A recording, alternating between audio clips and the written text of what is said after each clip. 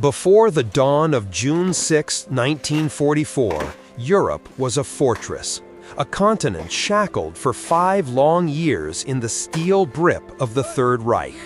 From the northernmost tip of Norway to the Greek islands, a line of defense stretched, one that Hitler proudly called the Atlantic Wall. It was a rampart of concrete, steel, minefields, and machine gun nests, engineered to shatter any army that dared to set foot on its shores. Inside this fortress, millions lived under oppression, dreaming of freedom, but losing hope with each passing day. Across the narrow strip of the English Channel, in misty England, the greatest armada the world had ever seen. More than 2 million soldiers, Americans, British, Canadians, Poles, French, Norwegians, were waiting.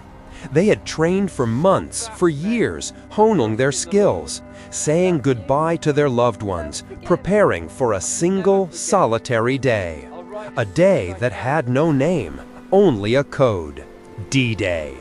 Everything was on the line, not just the outcome of a single battle, but the fate of civilization. Failure meant not just defeat, but a catastrophe that could set the war back years, solidify Hitler's power, and extinguish the last flicker of hope in occupied Europe. Success meant the beginning of the end for the Third Reich. In these first hours of June 6th, everything hung by a thread, and that thread was the weather. A terrible storm raged in the Channel, pinning the fleet to its ports. German commanders relaxed. Field Marshal Erwin Rommel, the legendary Desert Fox responsible for coastal defense, had even left for Germany to celebrate his wife's birthday, confident that an invasion was impossible in such weather. The German Meteorological Service predicted the storm would last for days, but the Allies had an ace up their sleeve. A team of meteorologists, led by Group Captain James Stagg, had discovered a tiny window, a short period of calm that was predicted to arrive on the night of June 5th, leading into the 6th. The risk was colossal. One wrong forecast could condemn hundreds of thousands of men to their deaths in the icy waves. At the Allied headquarters in Southwick House, the tension was unbearable. General Dwight D. Eisenhower, the supreme Allied commander, listened to all the arguments for and against. He paced the room, his face a mask of concentration. Then he stopped and spoke the words that changed the course of history. "Okay, let's go." It was more than a command. It was a roll of the dice, a bet on the fate of the world. And the moment he spoke those words, a gigantic military machine roared into motion. The 24 hours that would not just change the map of Europe had begun. These were the 24 hours that broke Hitler's army. The first to enter the battle were the shadows. Long before the first landing craft touched the sand, the sky over Normandy filled with the drone of thousands of aircraft engines. These were not bombers, but C-47 transport planes, carrying the elite of the Allied armies in their metal wombs, the paratroopers. Their mission was audacious and deadly: to land behind enemy lines, in total darkness, and sow chaos. To seize key bridges, crossroads, and causeway exits from the beaches. To prevent the Germans from throwing the main landing force back into the sea when dawn broke. In the west, over the Continental Peninsula, flew the Americans. The 101st Airborne Division, the Screaming Eagles, and the 82nd, the All-American Division. Their task was to secure the western flank of the invasion, particularly Utah Beach. But the night met them with hostility. Heavy anti-aircraft fire and thick cloud cover tore the neat formations of planes apart. The pilots, many on their first combat mission, were thrown off course. What was supposed to be a series of precise, concentrated drops turned into a chaotic scattering. Paratroopers landed miles from their designated zones. Some drowned in the marshes the Germans had deliberately flooded, pulled to the bottom by the weight of their gear. Others landed directly on German positions, their fight ending before it had even begun. Still others found themselves completely alone, deep in enemy territory, with only one guide, a child's toy cricket, a clicker that was supposed to help them find their comrades in the dark. One click, the answer. 2 clicks. In that tense silence, punctuated by the crack of gunfire, this simple sound was the only thread connecting them to their friends. At the center of this chaos was the town of Sainte-Mère-Église. As fate would have it, a fire had broken out in a house that very night. The townspeople poured onto the central square to fight it, with German soldiers standing by. And at that exact moment, the parachutes of the 101st Airborne appeared above them. Illuminated by the flames, they became perfect targets. The ground met them with a hail of fire. One paratrooper, Private John Steele, became an unwilling witness to this slaughter from a most unusual vantage point. His parachute snagged on the spire of the town church. He hung there, helpless, pretending to be dead, while the battle for the town raged below him. He spent hours watching the hell unfold beneath him, deafened by the ringing of the church bells. His story would become one of the most poignant symbols of the chaos and incredible luck that accompanied the paratroopers that night. Despite horrific losses and total disorganization, the American paratroopers displayed incredible initiative. Small groups, often cobbled together from different units and led by whoever stepped up, began to attack their objectives. They blew up bridges, ambushed German patrols, and cut communication lines. They did not execute their plan, but they accomplished their mission. They turned the German rear into a boiling cauldron of panic and confusion. German commanders received dozens of contradictory reports of landings all over Normandy, unable to understand where the main blow was falling. On the eastern flank of the invasion, their British counterparts were in action, the 6th Airborne Division. Their drop was a model of precision, an almost surgical operation. Their primary goal was 2 bridges, one over the Caen Canal, the other over the Orne River. Capturing these bridges intact was critical. It would prevent German panzer divisions from striking the left flank of the landing forces and, simultaneously, secure a path for Allied troops to break out from Sword Beach. The operation to seize the bridges was entrusted to a small group under the command of Major John Howard. Instead of a mass parachute drop, they used 3 heavy Horsa gliders. In complete silence, gliding through the night sky, they were to land within a few dozen yards of their target. It was a mission bordering on suicide. At 16 minutes past midnight, on June 6th, the first glider slammed into the ground near the canal bridge with a deafening crash. The soldiers, stunned but alive, poured out and charged. The few German sentries were taken completely by surprise. A short, furious firefight ensued. 10 minutes later, the bridge was in British hands. A few minutes after that, the second bridge met the same fate.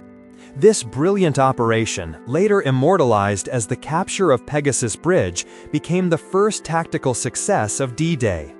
But the 6th Airborne had another, no less important task: to neutralize the Merville gun battery. Intelligence reported that the 4 heavy guns of this battery could fire upon Sword Beach and the landing fleet, threatening to disrupt the entire landing on that sector. The battery was protected by concrete casemates, minefields, barbed wire, and machine gun nests. Aerial bombardment had failed to damage it. It had to be taken by storm. Lieutenant Colonel Terence Otway had assembled 750 men for this task. But, like the Americans, the drop went wrong. Due to flak and poor navigation, only 150 men made it to the assembly point. They had no heavy weapons, no engineers, and not enough explosives. Otway faced a choice: retreat or attack with what he had. He chose to attack. What followed was an act of pure, desperate heroism. Splitting into tiny groups, the British charged straight through the minefields, blasting gaps in the barbed wire with their bodies. they stormed the casemates with hand grenades and bayonets. In brutal hand-to-hand combat, taking terrible losses, they captured the battery. Only then did they discover that instead of the formidable 15mm guns they had feared, the casemates held obsolete Czech 100mm guns. But it no longer mattered. The mission was accomplished. By dawn, less than half of the 150 attackers were still standing. While the paratroopers fought for their lives in the dark, another force awoke across France, the French resistance, the Maquis. Having received coded signals over BBC radio, lines from a Verlaine poem, thousands of underground fighters sprang into action. They blew up railways, cut telephone cables, and set up ambushes. Their coordinated strikes on infrastructure further intensified the chaos in the German rear, slowing the movement of reinforcements toward the coast. By morning, the German command in Normandy was paralyzed. They knew something was happening, something big, but what exactly and where, no one knew. The phone lines were dead, reports were fragmented and panicked. The invasion had begun, but its main thrust was yet to come. It would arrive from the sea with the first light of dawn.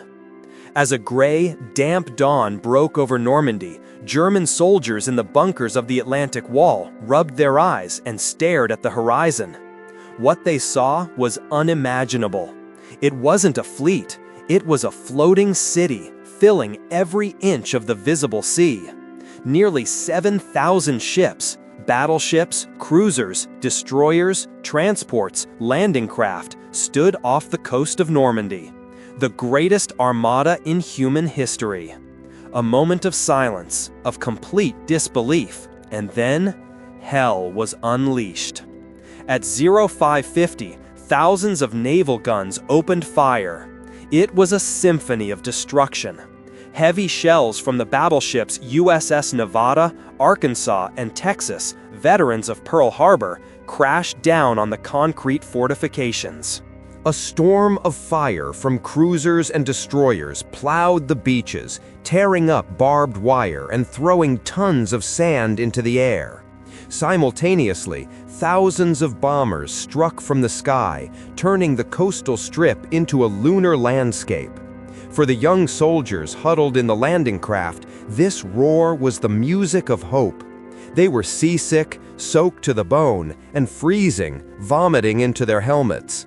But this wall of fire, it seemed, had to destroy every living thing on the shore.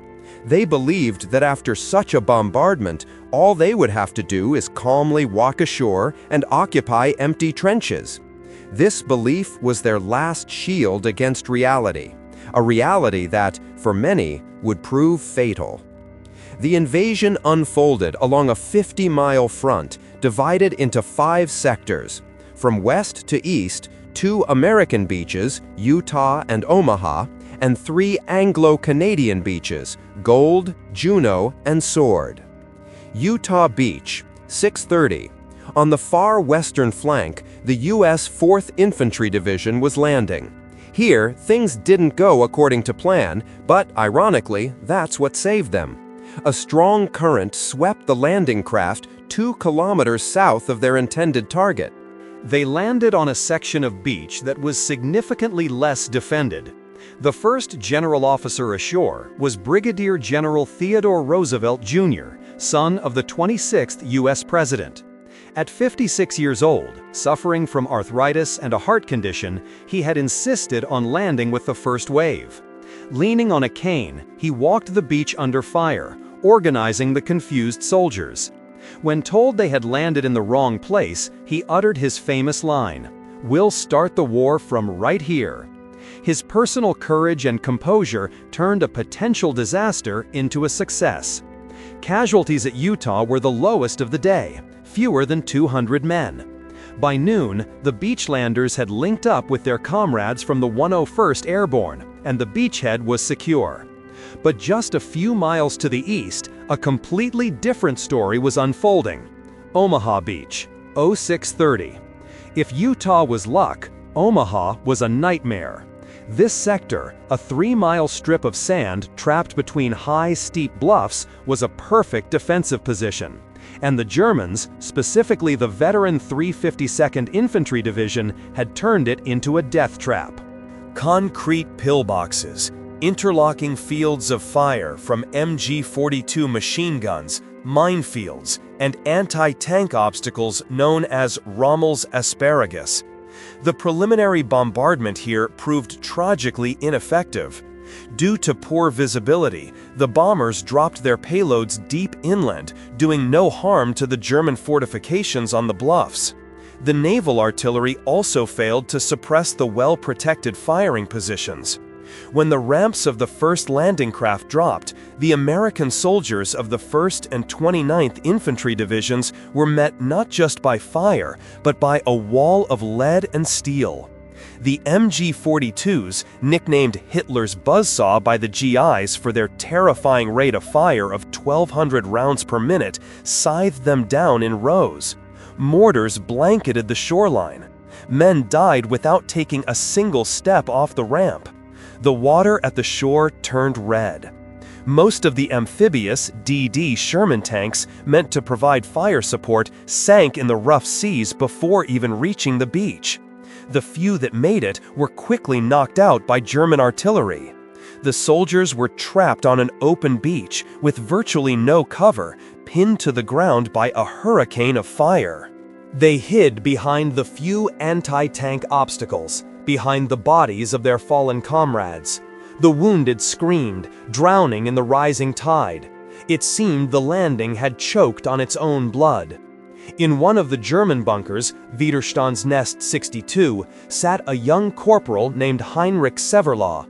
He would later be called the Beast of Omaha.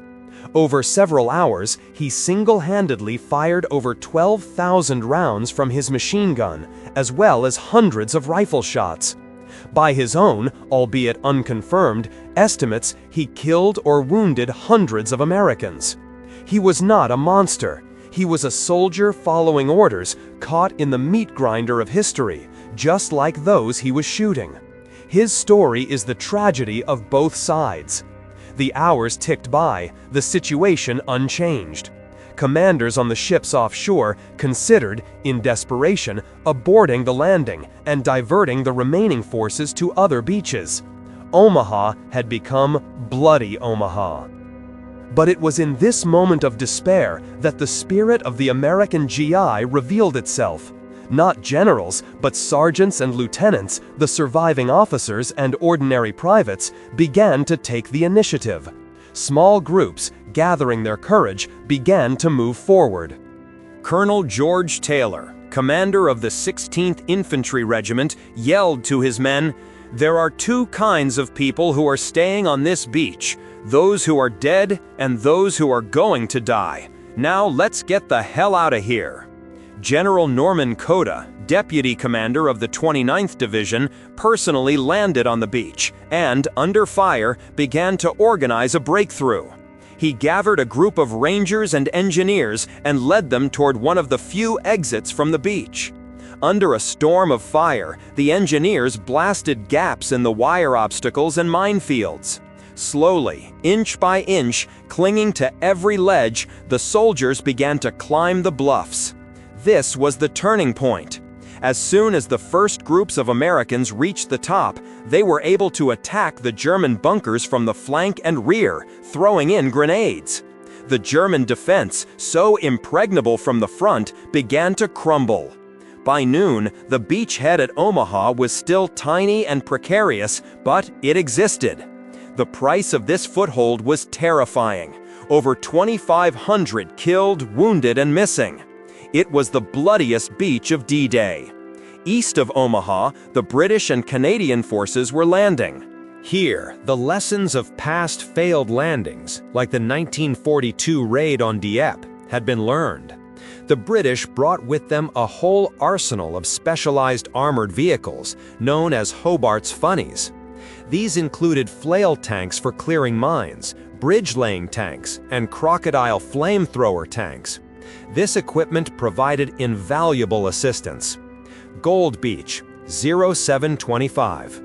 The British 50th Division faced serious resistance, especially around the town of La Hamel, where one German strongpoint held out for hours. But thanks to the support of the funnies and accurate naval gunfire, by the end of the day, the British had advanced further inland than anyone, nearly reaching their main objective, the city of Bayeux. It was here, on Gold Beach, that the only Victoria Cross of D-Day was earned. Company Sergeant Major Stanley Hollis single-handedly attacked 2 pillboxes, saving his men and displaying exceptional bravery. Juno Beach, 0745. The Canadian 3rd Infantry Division was assigned one of the most difficult sectors. Rough seas and underwater reefs delayed their landing, and they came ashore as the tide was already hiding many of the German obstacles. The first waves of the assault suffered extremely heavy casualties, comparable to Omaha. The German defense around Courcelles-sur-Mer was ferocious, but the Canadians, known for their tenacity, did not waver. After a bitter fight for the coastal houses, they broke through the defenses and pushed inland, advancing further than any other Allied force on that day, even outpacing the British. The price of their success was high. Over 1,000 men were killed or wounded. Sword Beach, 0725. On the far eastern flank, the British 3rd Division landed. Their main objective was a swift breakout toward the city of Caen, a key transportation hub in Normandy. The landing went relatively smoothly, but the advance inland stalled due to fierce resistance and counterattacks from the German 21st Panzer Division, the only major German armored formation in the immediate vicinity of the landings. But Sword Beach was the scene of one of the most cinematic moments of the day. Landing with the main force were the commandos of the 1st Special Service Brigade led by Lord Lovat. As they hit the beach, Lovat's personal piper, Bill Millen, defying the bullets, began to play his bagpipes. To the sound of the pipes, the commandos marched toward Pegasus Bridge to relieve Major Howard's exhausted paratroopers.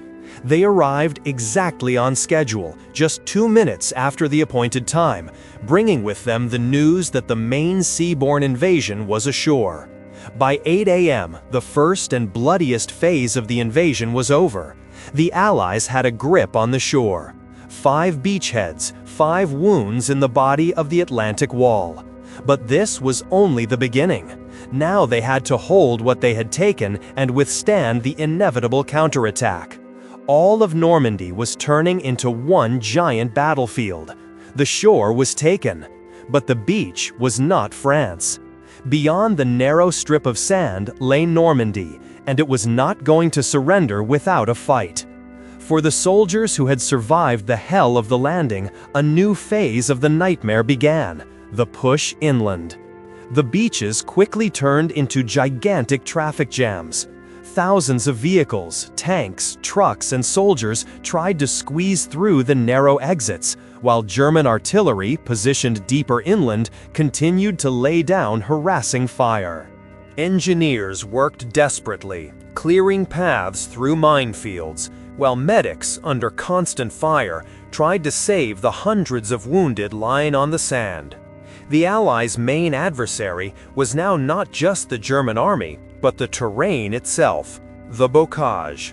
It is a labyrinth of small fields divided by ancient, tall hedgerows. These hedgerows are dense embankments of earth overgrown with thick bushes and trees, forming perfect natural fortifications. Each of these squares became a small fortress where a German machine gunner or an anti-tank crew could hold up the advance of an entire company. Tanks couldn't break through them and were forced onto narrow roads where they became easy prey for Panzerfausts. The battle for Normandy turned into a brutal, grinding war in the hedgerows, a fight for every yard of ground. But where were the German tanks? Where were those elite SS Panzer divisions that were supposed to throw the Allies back into the sea? The answer to that question lies in the chaos that reigned in the German High Command. It was one of the Third Reich's greatest blunders. Field Marshal Gerd von Rundstedt, commander of all German forces in the West, and Field Marshal Erwin Rommel, commander of Army Group B in Normandy, had fundamentally different views on how to repel an invasion. Rommel, mindful of Allied air superiority, insisted that the panzer divisions should be positioned right at the coast to counterattack the landing in the first few hours, before it could get established. Rundstedt, on the other hand, believed the tanks should be held in reserve, deep inland, to deliver a powerful, concentrated blow once the direction of the main Allied thrust became clear. Hitler, as usual, made a compromise, which is to say, the worst possible decision. He gave some panzer divisions to Rommel, left some with Rundstedt, and placed the most powerful ones, including the 12th SS Panzer Division Hitlerjugend and the Panzerlehr Division, under his own direct command, OKW. Only he could give the order for their use, and on the morning of June 6th, when every minute counted, Hitler was asleep. His aides did not dare to wake the Führer, who had gone to bed late after a long meeting and taken a sleeping pill. When he was finally informed of the landings, he dismissed them. Convinced of the success of the brilliant Allied deception campaign Operation Fortitude, he believed the Normandy landing was merely a diversion. The main attack, he was sure, would come at the Pas de Calais, the narrowest part of the channel. He stubbornly refused to believe this was the real invasion and forbade the transfer of powerful armored reserves to Normandy. This delay proved fatal for the Germans. The only major armored unit that could intervene immediately was the 21st Panzer Division, located near Caen. But even its actions were paralyzed by contradictory orders and Allied air supremacy. All day, P-47 Thunderbolt and Typhoon fighter bombers ruled the skies, hunting for any column of German equipment. Any movement by day was tantamount to suicide. Nevertheless, in the afternoon, the 21st Panzer Division managed to organize a counterattack. Its battle group, under the command of Colonel Hermann von Oppelen-Bronickowski, struck the gap between Juno and Sword beaches. For a fleeting moment, it seemed they might break through to the sea and cut the beachhead in two. The German tankers could even see the waters of the channel, but at this critical moment, they ran into the stubborn defense of British infantry armed with anti-tank guns. And as dusk fell, gliders from the 6th Airborne Division began to land from the sky, delivering reinforcements and heavy weapons. Seeing a new wave of airborne troops before them, the German tankers, having taken losses and lacking support, were forced to withdraw. The chance was lost. This was the only serious German counterattack on D-Day. While the German command remained paralyzed, the Allies, overcoming resistance, slowly pushed forward. The Americans at Omaha finally cleared the bluffs and began to fight their way into the coastal villages. The troops from Utah linked up with the paratroopers and consolidated their position on the Cotentin Peninsula. The British and Canadians fought fierce battles on the outskirts of Caen and Bayeux. None of the ambitious objectives set for the first day, the capture of Caen, Bayeux, Carentan, was achieved. The advance was much slower than planned, but that no longer mattered. The main thing was done. They had held on. The Atlantic Wall was breached. In the German headquarters, by evening, the terrifying truth began to sink in. This was not a diversion. This was the real invasion. Rommel, learning of the landings, immediately rushed back to France, but he knew that precious time had been lost. The first 24 hours of the invasion will be decisive, he had said earlier. For the Allies, as for us, it will be the longest day. And he was right. That day had been lost. The sun sank toward the west, painting the sky over Normandy in blood-red hues. Smoke from fires and explosions mixed with the evening mist, creating a surreal scene. The longest day was coming to an end. The roar of battle gradually subsided, replaced by sporadic gunshots, the chatter of machine guns, and, most terribly, the moans of the wounded that carried across the fields and beaches. For the soldiers who had survived this meat grinder, a moment of brief respite arrived. Exhausted beyond measure, deafened by explosions, covered in mud and blood, they dug into the Normandy soil, hastily preparing for the German night counterattack that everyone expected would come. They drank greedily from their canteens, shared their last cigarettes, and tried to find their comrades in the gathering twilight. The picture on the coast was both triumphant and horrifying. 5 beachheads were captured. Over 156,000 Allied soldiers were on French soil. Thousands of tons of equipment and supplies were being unloaded onto the shore. The logistical miracle of Operation Overlord was working. A continuous stream of ships crossed the channel, delivering more and more reinforcements. The beachhead, though not as deep as planned, was established. The wall was broken. But the price of this success was enormous. On the sand, in the water, in the fields and hedgerows, lay the bodies of thousands of young men. Allied casualties for these 24 hours are estimated at around 10,000 men, of whom about 4,400 were killed. Each of these numbers is a life cut short, a mother's broken heart, a wife made a widow, children who would never see their father. Americans, British, Canadians. They came as liberators, and they paid the ultimate price for that right. German losses were also heavy, though harder to count, from 4,000 to 9,000 men. For them, it was a day of shock and confusion. Many soldiers, especially from the Ostbataillionen, recruited from prisoners of war on the Eastern Front, surrendered at the first opportunity. But the combat-hardened veterans fought with fury and desperation, understanding that the war had now come to their doorstep. By the end of June 6th, none of the beachheads were yet connected to each other. Dangerous gaps, controlled by the Germans, remained between them. The city of Caen, which the British had hoped to take on the first day, remained an impregnable fortress. The battle for it would turn into a bloody, weeks-long slaughter. Ahead lay another 2.5 months of brutal fighting in Normandy before the Allies could break out into open country. But strategically, everything was decided in those 24 hours. Hitler had slept through his last window of opportunity. His best panzer divisions were never committed to the fight when it could have changed the course of the battle. He lost the battle not only because of the courage of the Allied soldiers, but also because of his own hubris, the incompetence of his command, and the genius of Allied deception. When night finally fell on Normandy, it brought not silence, but a new tension.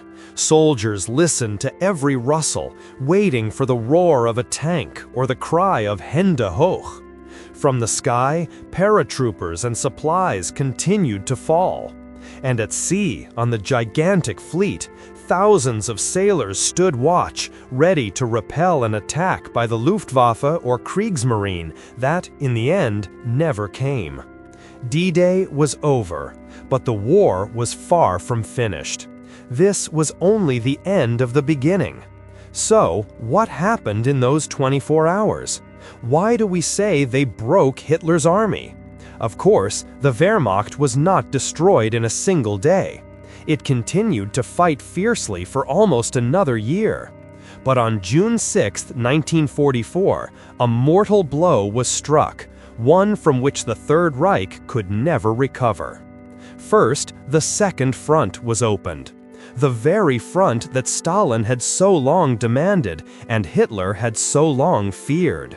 Germany now had to fight a full-scale war on 2 fronts, stretching its already depleted resources between the Soviet Union in the east and the Anglo-American forces in the west.